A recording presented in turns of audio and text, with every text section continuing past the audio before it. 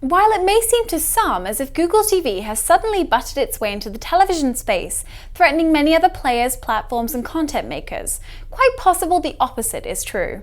According to Google, Google TV is an open platform that will allow developers to build applications for integrating the best of web technologies into the TV viewing experience through a hardware connection.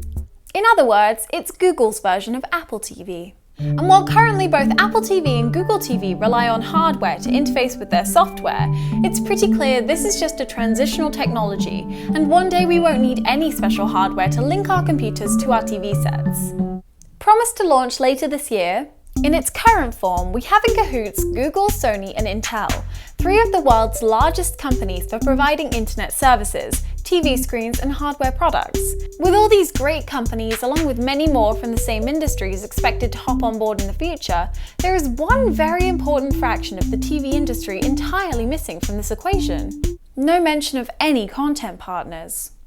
Likely, Google either spoke to the content creators and got a no-go for answers, or didn't speak with them at all and decided that they were going to subvert the system. After all, many of the content creators are under contracts with their networks, and the networks are under contract with their distributors. The biggest distributors right now for any TV show includes the likes of Comcast and Time Warner, or whatever company you have in your home if you pay a monthly fee to obtain a variety of TV channels. These are the companies that are ultimately pumping the TV into your home. To be more specific, for example, Viacom wasn't in on this deal at all. This is one major battle Google will probably need to overcome before becoming successful in the TV market, beyond displaying content that is designed exclusively for the web, such as that content found on YouTube. What?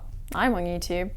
Unless Google can offer a much greater reach combined with a significant increase in revenue, the networks and content studios will not take their shows to the net in this way, and the major cable providers will not let them. Though let's not undermine the reach of Google on the internet is. What Google does stand to do is something that has been happening in garages for many years, something no one has pushed to the limit yet: the Internet Box TV. Enter Boxy. While Apple TV has not been going anywhere recently, Boxy is the go-to name, along with Roku, who critics suggest have the most to fear. After all, these competing companies all provide a comprehensive TV experience by hooking your internet connection to their box and then their box to your TV.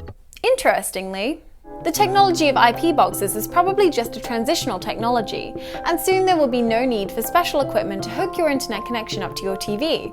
Once you have the hardware, the value will be entirely in the software. To this degree, Boxy could possibly gain momentum as a viable interface alternative to a Google TV box, for example.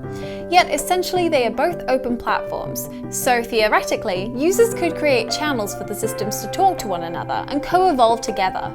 Google TV could be an attempt to lay a stake in the ground now, push the greater world into using Google as an entry point, and then if they can gain a large adoption, Google could wind up with an audience network that is so large, advertisers would flock to them, paying to target advertise to Google's extensive audience network more efficiently than traditional means, and thus subverting the need for the likes of the cable companies.